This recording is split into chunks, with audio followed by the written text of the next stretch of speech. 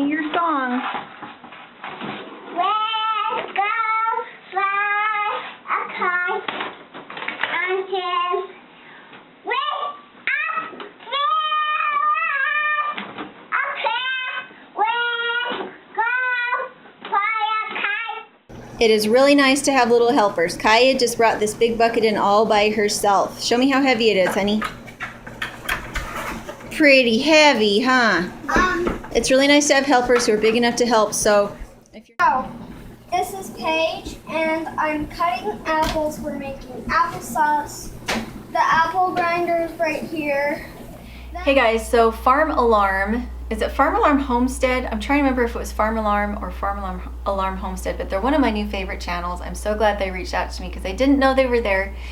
And what they have asked me, let me make sure I word it correctly, why kids should do chores and how they benefit from learning such chores on your homestead. And this is what I believe. We're a homeschool family, and I was homeschooled as a child, and I grew up on a homestead in Southeast Idaho. And the reason that we had our homestead was because of health issues in our family. We needed better food, and we couldn't afford to do that with 9 people in our family, 7 children, without growing it ourselves. So for me as a child, it meant that if I had a problem, the farm could fix it. If we didn't have, if we hadn't had our cows, if we hadn't had our goats, I mean, we had beef in our freezer, we had chickens that were laying eggs, we had goats that were giving milk, that we had goat's milk, we had cows that we were getting milk from, and they were raising calves that we were then raising to either sell for firewood or we were putting them in the freezer. And so it was really obvious to me as a child that farm animals were amazing, that even if you didn't eat what the animal produced, you could sell the animal for what you needed, which a lot of times was firewood or labor or some other kind of interesting thing that we really needed. And the other thing was we had twine, baling twine from the hay bales everywhere when I was a kid, everywhere. And so we would have to collect it so that the cows wouldn't eat it. And we braided it, and we would turn it into tire swings, or we would turn it into lead ropes for the animals, or we would use it sometimes to hold fencing together where the calves had been climbing through. But there was nothing that went to waste on the farm. We used the manure. And my mom always had a big, beautiful garden. The straw that came in as bedding for the animals went out as compost. And what it really taught me was, if you have animals, if you have a homestead, you can do anything. It's like it's magic. What feeds one thing turns into something like the goat eats the grass. The chicken may not eat the grass, but the goat eats the grass, and then you milk the goat, and then you take the milk into the house, you turn it into cheese, and then you take the whey and you feed it to the chickens. And then the chickens lay eggs. And when we were on our tiny homestead back home, which was 1.5 acres, we were able to grow all of our food, except we had not come to the point where we were doing our own dry goods. So all of our grains, our vegetables, we had fruit trees that were coming on that gave us fresh food at that point, but not enough food yet for canning. These last couple years they would have, and the renters are using all the fruit for things like dehydrating and canning now. But we were raising all of our own meat. We had 3 freezers full of meat all at any given time, with quail, duck, rabbit, lamb, goat, cow. What else do we have? Did I say pork already? Lots of pork. We had all that multiplicity of meat to choose from. And Rabbit. did I forget rabbit? Yeah. And rabbit. And so what came out of the greenhouse that we couldn't eat went to the rabbits, or it went to the goats, or it went to the chickens. And the manure from the rabbits and the goats and the chickens went into the hotbed that then grew the garden some more. Any waste wood that we had went into our hugelkultur that was our raised beds. And our goats would raise bum lambs for us every year. We would get the bum lambs, we'd put them on bottles, we would sell them for money, and then the ones we wanted to keep, we would get them attached to a goat so that we didn't have to bottle feed them, so the goat would raise them. And so my experience of doing chores on my farm as a child meant that when I had my own farm later, or maybe a better way to say that is when I had concerns about health for my family later, that my go-to was to have a farm, because I knew that with a farm you could take waste streams and turn them into gold that would feed your family. And so I just think it teaches a child how to use their own brain. It's not that you necessarily have to go out and teach them how to do everything, but that as they do things themselves, they start to see solutions for problems, and they start to fix things themselves. And not only fixing them themselves, but like identify problems before they become problems and fix them.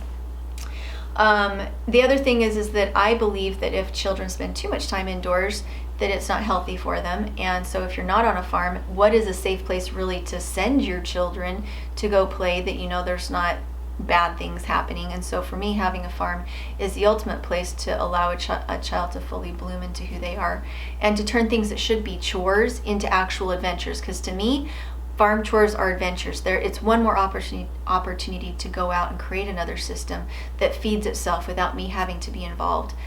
And for us, it even turned into a livelihood. We actually make our living because we're teaching about homesteading as we feed our family on our homestead.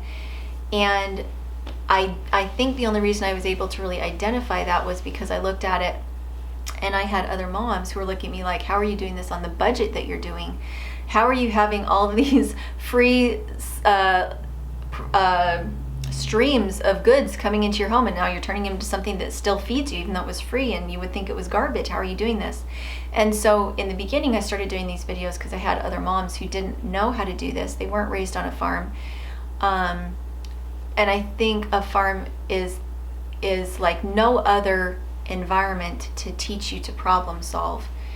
And I think the oxygen, how much good oxygen you have coming into your lungs, the good sunlight, the healthy sweat, and the fact that you learn that when you don't do things right and when you're not paying attention, things actually die, or you can get hurt. I think those are wonderful lessons to learn too.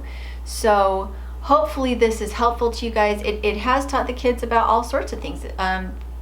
Death is real, food comes from somewhere, and if you're going to eat meat, something has to sacrifice in order to have that meat on your plate, and there's work involved.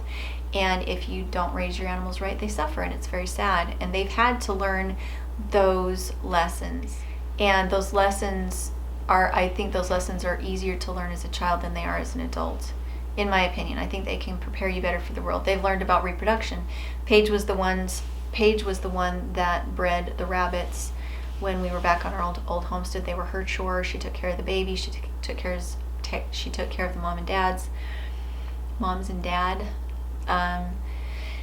And they still need one thing I would say is that with homesteading is that because there are animals involved and there's tools, I do believe that there shouldn't be unlimited.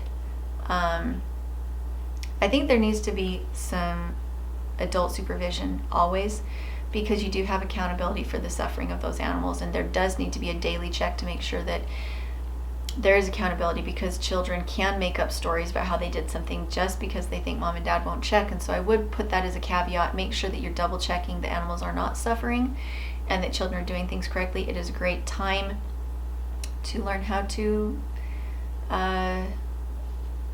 teach them hard lessons and teach them well if you're paying attention. So this is Dirtpatcheaven, and I'll talk to you later. Oh, and make sure to go check out, I will have in the link below all the other people participating in the collaboration, and it's Alarm Farm that is putting this on, so we'll talk to you later. This is Kaya's new chore. Kaya! Bring it in. Come show me how you do it.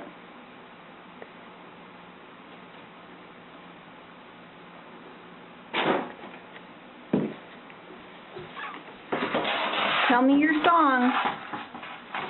Let's go fly a kite until way up there. Let's go fly a kite until way up there. What's your other song, honey? What's your whistling song that you like? No, you need to get a little bit more. There's a little bit left in the bottom of the closet. Can you get it all? Whistle.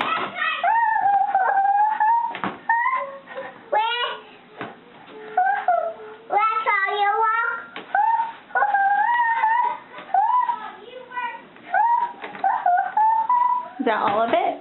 Yeah. Yeah. Get the rest. Is there a sock or a towel? No. It's all gone? Yeah. Okay, good job. Close the closet. Don't pinch your fingers. Good job. See you later.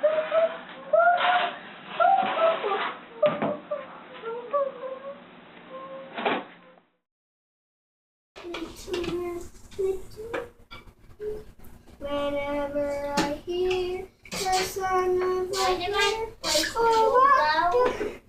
or walk by a vine why did my place will go? Okay, little one, tell us about your feast you made for us. So,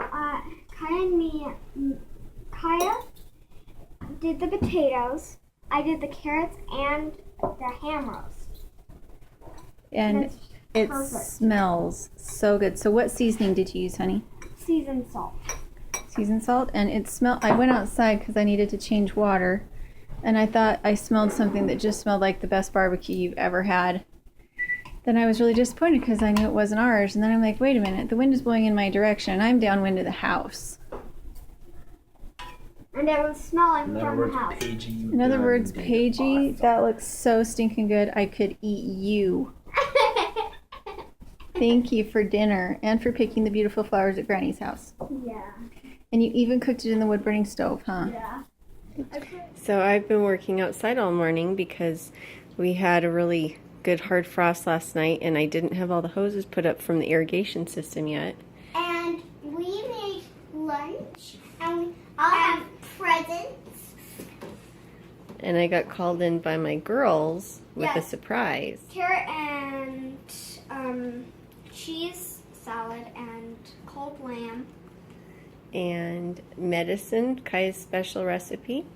And also made presents. Yep, and also made presents. So this was pretty delightful. They called me in just right at noon when I was just starting to get hungry and thinking what was I going to make for lunch. And so they did a really big favor for And we me. also cleaned the kitchen. And they cleaned the kitchen, Even the refrigerator. even the refrigerator. And they kept the fire going, huh? Yep. Then hot. Because I'm out there doing something that I don't have a choice, but I have to get it done now. So they made a really big difference in my day. Thanks, girls. Yep. Yep. So what are you doing? Putting potatoes. So why are we putting them in the other boxes? Why don't we leave them in those boxes? Because we need them in another box. And they'll go bad. Yep, keeps them from going bad. So what are you doing? You're rubbing dirt off Yeah, and dust. so that it doesn't go down our drain? Yeah. And then you're very carefully, without throwing them. Can you look at the camera? And then what are you doing? Show me. Show me putting one in the box. So the girls got in trouble today for fighting, so this is their new project. They're going to transfer all of our potatoes from regular potato boxes into peach boxes. This is the eye. So, And the potato eats the potato, so the eye uses the energy from the potato. Now here's some other eyes that might develop. But this one seems a little bit small, so maybe leave it whole.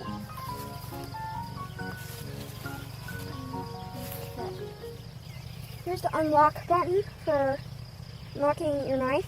You can never walk around with your pocket knife open. So, there's an unlock button in there, and you can never, ever have your Leatherman open.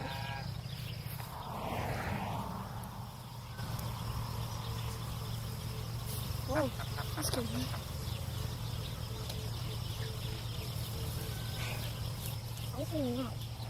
So, a sprout is trying to grow right there. So, that's the part that I'm going to keep up. A big fat one. Oh, this potato is lucky. But my legs aren't. Oh, there's another fat one. Let me show you a worm. So when he kills it, there's a worm. I'm not going to let little mittens right there. And worms are good. They keep bugs and bad bugs. Keep them away. The little ladybugs. You can't get her? No! Okay. Well, at least you got to touch her, so come back in. We'll go have breakfast. No! I can't. And you can pick her up later. I'll get her for you later, okay? I got her! Okay, you stay where the mama can see her.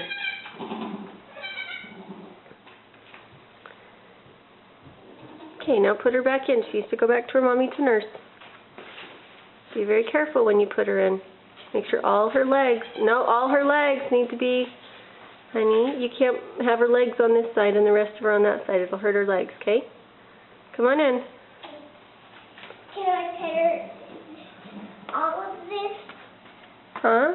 Can I hold her all of this time? Can I hold her in here? When she's a little bit older. Hi guys, so we are taking care of our really newborn Chai's babies. So she had a labor that went from 0 to 60 very quickly, which is exactly what you want. So it's 16 degrees below zero this morning, and rather than sending Paige out to check on the bunnies, I'm coming out to check on the bunnies.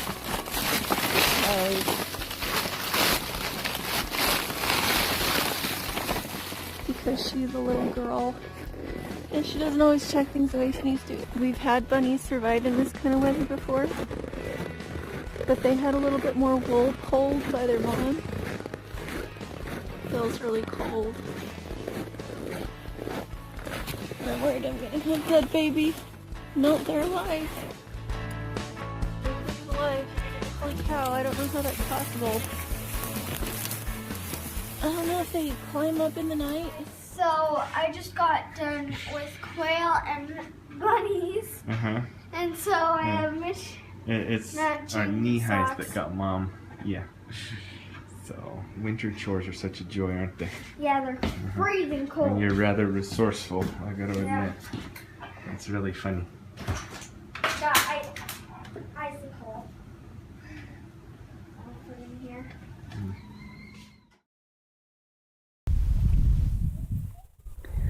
Why was summer vacation invented? Because it wasn't a vacation when it started.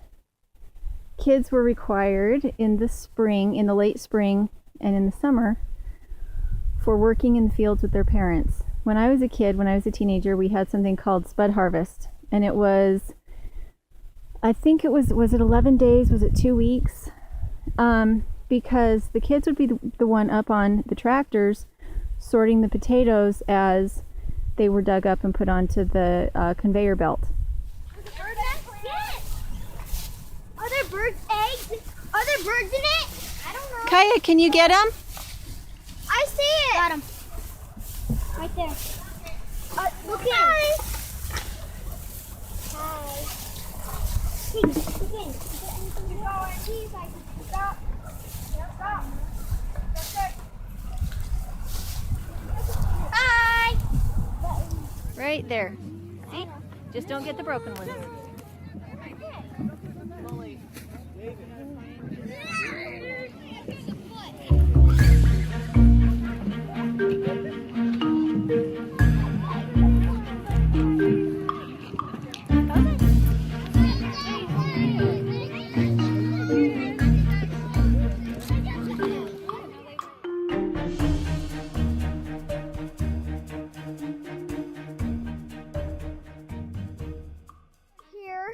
There's one of the cats who keeps on trying to ruin it. Kaya's shoveling more.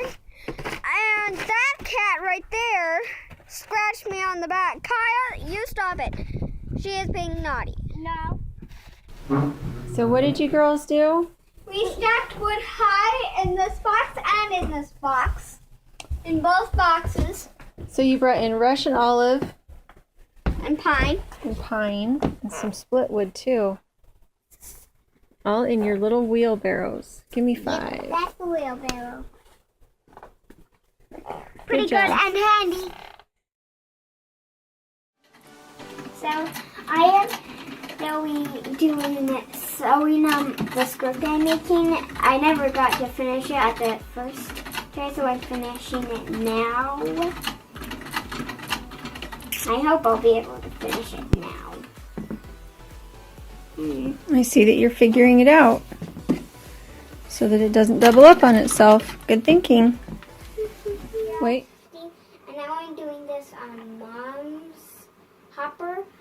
Well, she's on our poly. Okay, one more time. That's how fast it usually can go. Usually it'll drive these guys clean fast. So I'm going to try making them clean fast.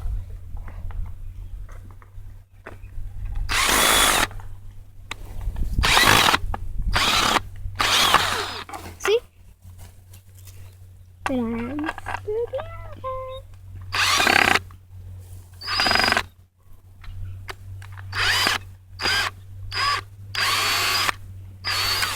See? Pull that one out. No. I'm pulling these ones out, okay? All the rest of the knives I'm pulling out, okay? No. Only these two? Only these kinds of the sides? Yeah.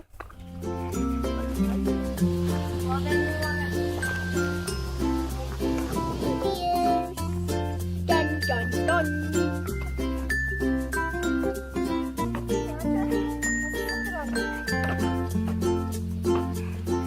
Come on, let's go.